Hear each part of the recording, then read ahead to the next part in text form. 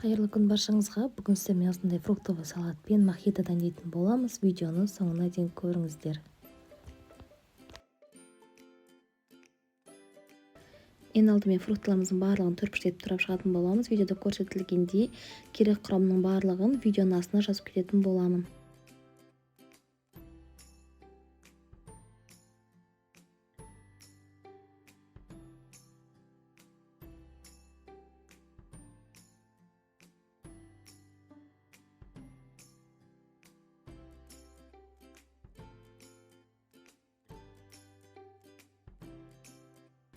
Фруктыларымыздың барлығын турап болды. Енді мохито дайындайтын боламыз. Ыдысымызға мятаны салып, оның үстінен лимон салсаңыздар да болады. Осылай сиропымызды құйып, оның үстіне спрайт құятын боламыз. Біздің мохито дайын, өте оңай, тез дайындалады.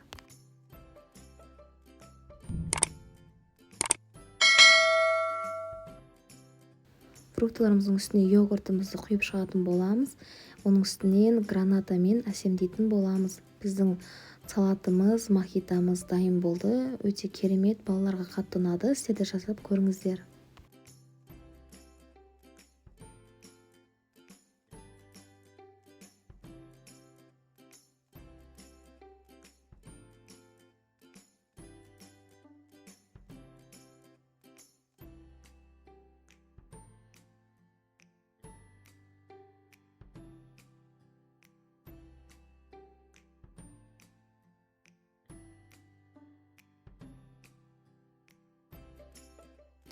Видеоны толықтай көрген болсаңыздар, менің каналыма тіркелуді ұмытпаңыздар. Алдағы уақытта көптеген видео рецептері болады.